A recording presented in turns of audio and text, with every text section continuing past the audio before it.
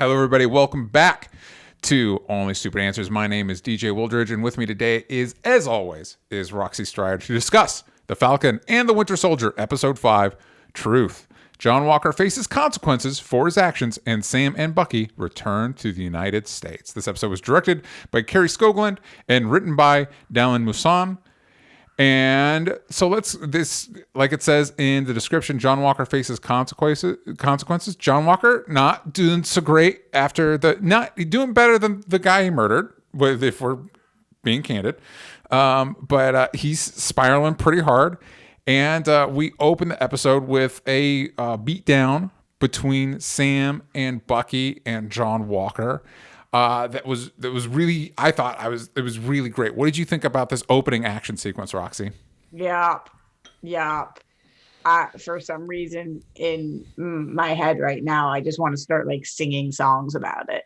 And that sounds so strange to do, so I won't. But this episode was phenomenal again. Yep. It was another excellent episode. And this opening sequence was like so nerdy. Oh my God. I was just like, get him. Like, I felt like if anybody saw me in my room watching this, they would be like, chill out. It's fake. It's not real. It was so good and nerdy. And you just, in a show in which we have a lot of gray area, this was like a very black and white, not situation, but in this moment, yes. I was like, I know who I want to win right now. Sick 'em. Like, it just was so good. Well, and it's interesting. I'm kind of genuinely surprised about I don't know that this is the most violent official MCU thing we've gotten, but at times it feels like it is. Like when they busted John Walker's arm, I was like, there's not even blood or anything, but you're like, oh my goodness. But what struck me in it, other than being cool and like you said, being a rare moment in this series where there's clear who you're rooting for here. In the comics with John Walker, especially early on, a lot of his confrontation, Cap gives up, he doesn't want to be Captain America anymore. John Walker becomes Captain America. And what happens a year and a half later? Steve comes back and is like, you don't deserve to be Cap. And he takes the shield back, right? And that's cool. But I think the MCU is in such an interesting place right now because the conflict between Bucky and Sam and John Walker is so much more interesting because of each of their relationships to what that represents. Like if John Walker was facing Steve, that conflict's way more binary. It's Steve's shield. It's not John Walker's shield. Steve's the guy. He gets to take it back. So even though, in that way, I think even though you're right, like this conflict is much more black and white, in that way, it is a gray area of I don't know, like whose responsibility the shield is, who the legacy. It's just a very interesting conflict. And it actually gets me really excited for the future of the MCU because the people that have been leading it are gone now. I think we're heading into much murkier, more ambiguous territory, which I think could be really interesting. You know what I mean? Definitely. I mean, it's hard to talk about this without fully talking about everything surrounding the shield, including Isaiah's part in the conversation about this as well, which heavily weighs on me as I was not thinking what, I'm sure we will get there, but his line about who should hold the shield and self-respecting, that was like, I don't even know who I want to be holding the shield at this point. Yeah. And so there's so much around who holds the shield, how they hold the shield, what the shield means. Does it matter more who the shield was gifted by? Does it matter more who is eligible to hold it? Why do they all feel this allegiance to this? Do you feel more allegiance to the shield than you do to your planet? Yeah. Just a lot around the shield, which obviously comes to play in the post-credit scene as well. So John Walker does face consequences. He is brought between what appears to be a congressional counsel. He refers to the guy that gave him the shield initially as a senator, which was good because I actually didn't know what that guy's role was within the government. And I want to know your thoughts on this, Roxy, because I had mixed feelings on one. Obviously you want John to face consequences, but also I live in this world where people in uniform do bad things a lot of the time and then don't face any consequences. But I thought they did it. They made an interesting choice by framing it as, oh, he's a scapegoat. Like, because John points out, like, you made me this. You turned me into a weapon and you pointed me in a direction. I did the thing, and now you're mad at me about it. And I thought that was I feel like that was a smart choice to make it more believable. Kind of, because he took the serum. Yeah, yeah. So, which they didn't make him do. They did not make him do. They didn't. Well, but I don't know that he is right, but I do think just because if I'm being candid, I don't know if I believe in our world that somebody like John Walker would face consequences for this. Framing it as a way for the senators to distance themselves from it made it more believable to me. Yeah. But, and also, DJ, what made it more believable is that, his consequence is not death. Mm-hmm. His consequence was not life his consequence is that he doesn't get to be Cap and a couple other little things. It's not, he's not facing the maximum of the maximums. So, and he bludgeoned somebody in the street. So I thought that made it more believable too. They were like, and the only reason why is because of your background, your history. Yeah. It's like, well, all right. Well, he still did it. Still murdered a guy. And I think it's interesting that when he visits Lamar's parents and when he's on the thing, he keeps reiterating the lie that, like, yeah, that was the guy that killed Lamar. Yeah. I did think that scene was kind of wild to watch. The one with his parents? Yeah. Because he is justifying to himself what he did and also attempting to bring ease to the family. I don't know which one of those things he was doing more. Mm-hmm. I don't, whether that was more for him or for them, probably more for himself. Yeah. But it was interesting because the show made the choice to show that how grateful the family was to him for this, when I don't know if that would be the case. Yeah. I don't know if families would be like, we're glad you killed him. Mm-hmm. And they all seem to be like, thank you for what you did, even though it was under false pretenses because it's his organization, not specifically him. But yeah, that was just, I didn't know what lesson they were trying to show us there. Well, I did like, you do get one shot of, I don't know if it was Lamar's sister or spouse. A woman of similar age to Lamar. I don't know what her relationship is, but she gives John a look like, I'm not buying this. But I also thought it was interesting, and this is the benefit of doing a series instead of a movie. In a movie, you'd never get to do this. In this, it's a moment to realize, like, oh yeah, Lamar had a life outside of John. Like, him and John were best friends. They were partners, but he had a family. This isn't just about John. You know what I mean? This is about all these people. And I thought it was a cool moment of, like, for a character that, even though we didn't get to see him a lot, I like the actor. I like the character. It's a good reminder of his humanity. We also spend, Bucky goes and finds Zemo. And I think this episode does a reasonable job of closing some threads for the finale. I don't know if I'm a little concerned with how many threads appear to be open for the last episode. It's like, this could be too much. But one that does appear to be closed for the show is Zemo. Bucky finds Zemo.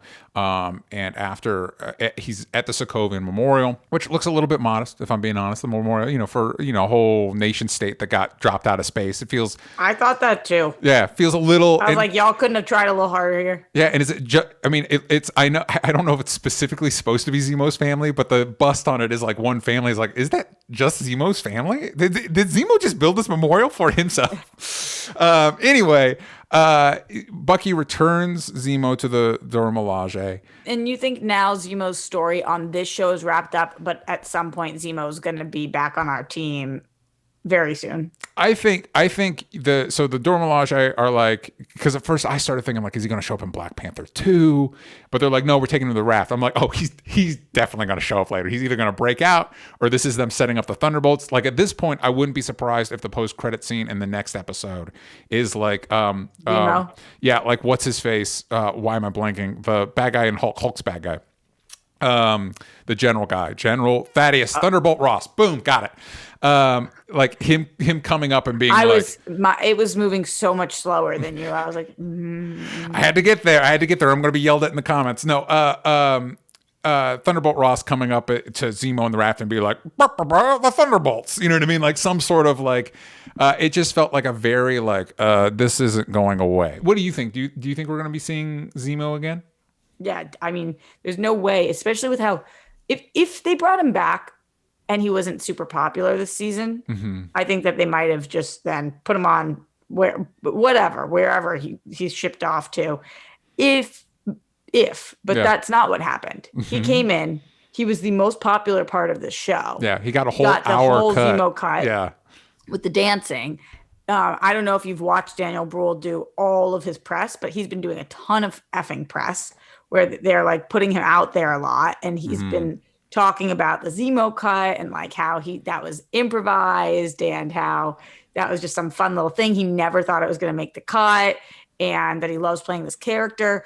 They're just pushing him too hard right now for me to think that he'd be gone because he's popular. Yeah. And you don't take popular characters and keep them gone for long, especially when you decide not to kill them at the end of your series, especially when they've proven themselves to be useful. And we know that there's so many ties to even more people. So he's got ties now to Wakanda. He's got ties to Bucky. He's got ties to Sam. He's got ties that we haven't even explored, based on his years. So there's too much use for him and he's too liked. I don't mean liked like hero. I mean liked like an interesting character. Yeah, he's popular. Meanwhile, Sam returns back to America.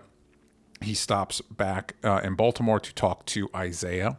And we referenced this a little bit earlier. They have a very interesting, emotional, I would say, conversation. And I will say, you don't hire Carl Lumley for one of these roles if you don't want your audience to cry. Like you know exactly what you're doing. Because I was thinking about he's good. Even in Supergirl, where he's playing Martian Manhunter's dad, and like some of the writing's a bit dodgy. It's still like because it's him. He was still excellent. Yeah, it's so emotionally charged. And we get into his the I wouldn't say his full backstory, but like we get his backstory in more detail than we did in episode 2. And it is tough. He has been through it. He has been through it in a way that is not, unfortunately, unrealistic to the world that we live in. And tell me a little bit, Roxy, you talked a little bit about it earlier. Tell me about your thoughts on this interaction between Sam and Isaiah. What a hard thing to say to somebody who was given the shield. They would never let a black man be Captain America. And if they did, no self-respecting black man would do it. I don't know what Sam's supposed to do with that. And it's not the only part about this that was emotional and made me question what I believe should happen. Yeah. But that to me is the biggest part of Sam's journey moving forward, that he's being told by Isaiah, your hands are tied. Yeah. Even if you want to do it, they're not going to let you. And if they do let you, you shouldn't want to. I don't know what that will mean for Sam. I don't know. Maybe he seems to not agree with that, or seems to want to prove that wrong, or seems to listen to that, take that in and choose otherwise. But that is something that will consistently come up. And I think it made it so much more earned and deserved when Sam, and there was so much more weight to the situation when Sam does get that apology from Bucky, which we can talk about later. But they were cueing the audience in on something that I'm shocked that Marvel did. Yes. This entire series has been surprising to me. Yeah. I think it's why I'm so invested in this. Yeah. Because I just am really, really surprised with Marvel on this one, being like, okay, these are the times. This is what people are talking about. And these are the atrocities that our country have done. Now, obviously, we're looking at that through a superhero perspective, so it's different.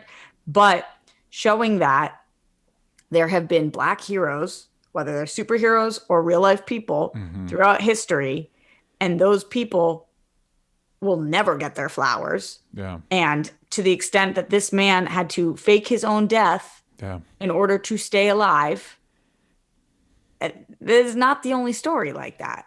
Yeah. It's not even close because the government's scared that their story is going to get out. You know, are the stories in real life a little less like moo-ha-ha, scared the story is going to get out? So yes, but it's still the same. Yeah. It's the same premise. It's the same concept. We see it happen over and over again where stories are completely erased through history because it doesn't fit the narrative that our government wants to tell. Yeah.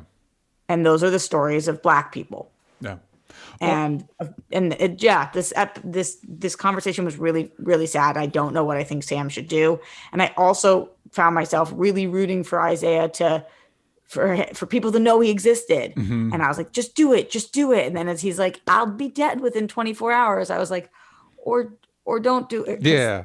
I just want Isaiah to be happy, whether people know or not. They're just like, oh, you poor guy. You know, you talk about erasing stories. There's a podcast out called Black Cowboys that's talking about how, like, in the actual historical Wild West, 1 in 4 cowboys was Black. And we don't show that. We don't talk about that. We don't do anything with that. And so it's not even just the government. It's movies. It's media. It's kind of a vicious cycle that continues to repeat itself. After his talk with Isaiah, he goes back to New Orleans.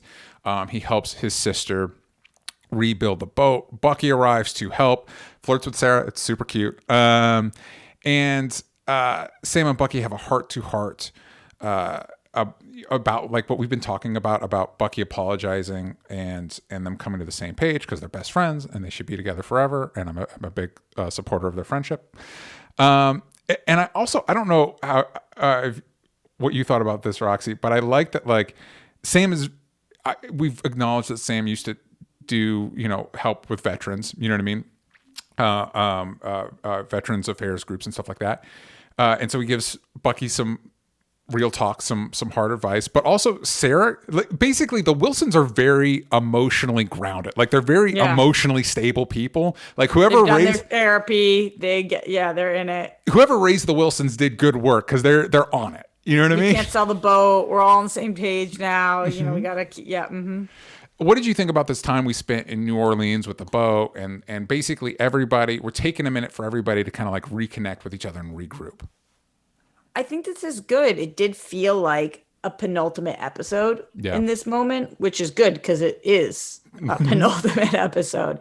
So it was hitting a lot of marks and timelines and is wrapping up some stories, but also as we mentioned the apology moment a couple of times, I do think that what the show is doing a cool job of explaining is that even if you're a good guy, even if you are the best guy, as Steve was, you still only know your own experiences. Yep. So even when you're giving somebody a gift, it might be a curse and you don't know. And it's theirs to decide what to do with their own life, even though you have all of these ideas. Like, Steve is he's not, for lack of better words, whatever this means to you, he's not God. Yeah. He's not the creator. He's not the person as a non-believer, insert anything else that you guys are talking about here, but he was a really great hero. Yeah. But so is Sam. Mm-hmm. And then we get his training montage with the shield, which was very fun and exciting. And just, again, a good acknowledgement of like, this is a tool and you would need to practice how to use it. You don't get to just pick it up and start chucking it around. This also leads to the after credits scene and questions I have about that. But we're getting ahead of ourselves. Briefly, let's stop in on the Flag Smashers. Everybody talks about how hard and impossible it is to find Flag Smashers, but the 2 times we see them, they're like, they go out in the open. Yeah, they go to the base that we were just at, and it's like, wait, you didn't put cars on that to see if they came back? Anyway, and then it turns out their big plan, we can't, oh my God, what are the Flag Smashers going to do? Oh, wait, they're going to attack this giant GRC vote that directly impacts the thing that they're angry about? Whoa, oh my God, how? There was just no way for us to see that coming. Yeah, who could have seen that happening? That was the moments of the episode I was like, wait, what you get The Flag Smashers did not serve the purpose in this episode that they have in previous episodes where I've really liked what they've been doing. Yeah. And we've been questioning who's right, who's wrong, what are they getting. This episode was just like, oh. Yeah, And as head Flag Smasher, what's her name? Carly. Carly. Yeah. Carly was like, look what they're doing to us, and they're killing. And I was just like, well, y'all are not innocent in all of this, and while I am very much so on your side in a lot of ways, you're starting to piss me off with the lack of responsibility you're taking on anything. Yeah. Like, for anything. It does make me a little bit nervous because it does feel like we're edging this closer to them. Like, yeah, they're the bad guys now, and it's like, that's which less they're interesting. not. But Carly, like, you got to be. We like her because she's reasonable and she's somebody who like can talk to Sam, but also is fighting the good fight. And in this episode, I was kind of like, or not. Yeah. Well, now she's teaming up with Batroc, which was interesting to see him brought back. So we'll see how that all plays out. So let's get to the John Walker stuff that I wanted to hold off on. After John's meeting with the senators, boots come walking up, and those boots belong to Julia Louis-Dreyfus, who introduces herself as, I think it's the full name is Contessa Valentina Allegra de Fontaine. Valentina de Fontaine is actually she was first introduced in Strange Tales number 159 back in 1967. She was created by the legendary Jim Steranko. And she was introduced as a love interest for Nick Fury. She was a major part of S.H.I.E.L.D., a part of the leadership there. I want to say at one point she even led S.H.I.E.L.D. briefly. And this was a character I could swear to you, Roxy, that they were going to introduce in Agents of S.H.I.E.L.D. There was some characters I'm like, why aren't they introducing this on Agents of S.H.I.E.L.D.? And now I know, because that show never mattered, and we were saving them all for the now times, the now. Yeah, that sucks for Agents of S.H.I.E.L.D. fans, though, to realize. I'm sorry. The show didn't matter. Sorry. You only got the characters that Feige didn't care about. But, oh my goodness. Julie Louis-Dreyfus, exciting to see in anything. So great and interesting. And one of those, a great use of like, yeah, you're clearly not a good person, but you're Julia Louis-Dreyfus, so I like you. But I think this not only raises questions for John, what happens to John Walker? That's the most immediate thing. But also considering the comics, her relationship with Nick Fury, is she going to show up? I think it's been Secret Wars has been the one that's kind of been Secret Invasion. Secret Invasion has been the one presented as like the Nick Fury Disney Plus show. Is this setting up that? Is this like the idea of Julie Louis-Dreyfus and Samuel Jackson playing off of each other as these characters is amazing to me. Like this, there's. On the one hand, I don't know that this scene completely works within the episode because it doesn't really connect to anything that's anything else that's happening outside of the John Walker story. Well, if this was a standalone series that had nothing else to do with anything else, maybe, but it's not. Mm-hmm. But it's not that. We're in a whole universe. So what did you think? Tell me what you thought about this scene. I thought it was great. I even think, the cleverness of second best thing you ever did in your life. First best thing is calling when I pick up. Also, like the slight at his fiance or wife or whatever. Yeah. That was good too. She's a really great actress, as we know. So when she speaks, you listen, and it holds weight. And so I thought that this was great. I don't know what this means. Is she going to be in the finale? I don't get that impression, which is why I think, like, I don't know it. As a show, as an episode of TV, I don't know that the scene works as part of the universe. Very exciting, because I would be genuinely surprised if she factors into the finale at all. Other than the timing of it, it's like this could have been like the after credit sequence. The after credit sequence we get is John building his own shield. Good for him, knowing metalwork. I don't know. I'm if he shows up in the finale and starts chucking that thing around like the Cap shield and it's like bouncing back to him, I'm going to be like, but No, because the cap shield's vibranium. That's why it doesn't make sense. That's why it doesn't work like things work. Like, I hope if we see him use it, he throws it and it hits something, and then he has to go like run and pick it up. It was the most, and I tweeted this, stalker psycho ex-boyfriend energy. Like, just watching him in there, and you're just like, ugh. Yeah. What are you doing? What is your plan here, man? Give up. Do you think part of this is the super soldier serum messing with his brain? At least 50%. Yeah. For sure. For sure. So, Danny in the Discord asks, so Sharon Carter is definitely the power broker, huh? We get like one scene of her. I don't even know if it connects to anything. It's just her on the phone with a dude, presumably a dude. But like, she's got to be at like what? Short of another Julia Louis-Dreyfus type cameo, right? And they just did that. Yeah, it's got to be Sharon Carter, right? I think so. Yeah, because otherwise nothing would make sense unless it is somebody that is either Sharon Carter or another actor that we've seen before in the MCU. Yeah, I don't know who, but not a Julia Louis-Dreyfus situation. Like, it would have to be somebody a character we already know. Yeah, that already recognize. So speaking of the finale, before we wrap up, Roxy, where do you think, what do you see happening in the finale?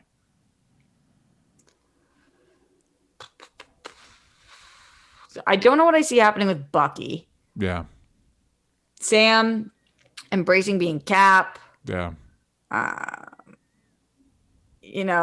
I don't know what's going to happen with Isaiah, but I do think that, and who knows if that's it for him for this episode, for this series, but whenever he does die, I think that Sam is going to tell his story.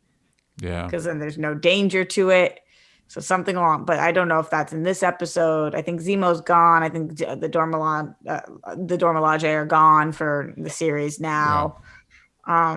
I think that this is going to be like the final draw out between the Flag Smashers and Sam, and hopefully him like owning being Cap and trying to reason with and save. And yeah, those are some things that I'm thinking. What about you, DJ? I think you're right. I'm wondering if John Walker is going to show up as part. I don't know how he's going to get there because it's the final confrontation's in New York, right? He's going to ride his shield there. He's going to ride his homemade shield there. I'm kind of hoping that we've kind of wrapped up John Walker for the show. I feel like this is a good spot to leave him for whatever we're building to next.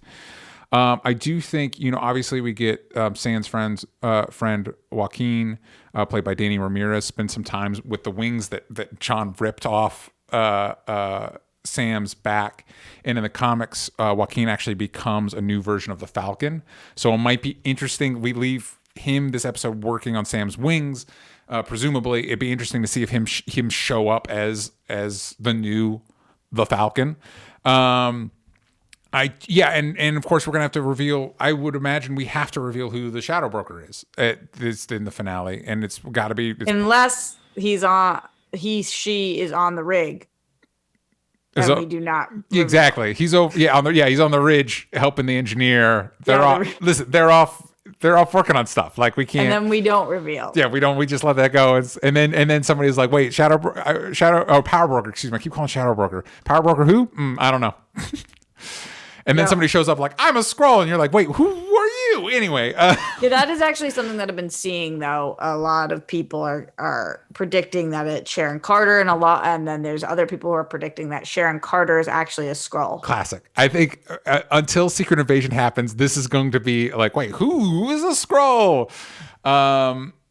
Bucky's a Skrull. No, that doesn't make sense. His arm's very much metal. Clearly, a metal arm that you press some buttons and it just pops off like a toy. So I'm interested to see where this goes. Like WandaVision, I'm interested to see if this is meant to be like a one and done. If there's a potential we could get a season 2, would a new season be a Captain America show with Sam as Captain America? Very interesting. We're in a very interesting place. I very much enjoy this show and what it's doing. I think it's doing surprising and exciting things, and it might continue to be surprising and take turns that we don't expect in the finale. Let us know in the comments what you think the finale is going to be, how the show wraps up, what you thought about this episode. Please like, please subscribe, please share. And if you want to see our full unedited discussion, you can do that at patreon.com/onlystupid answers. And we'll see y'all next time.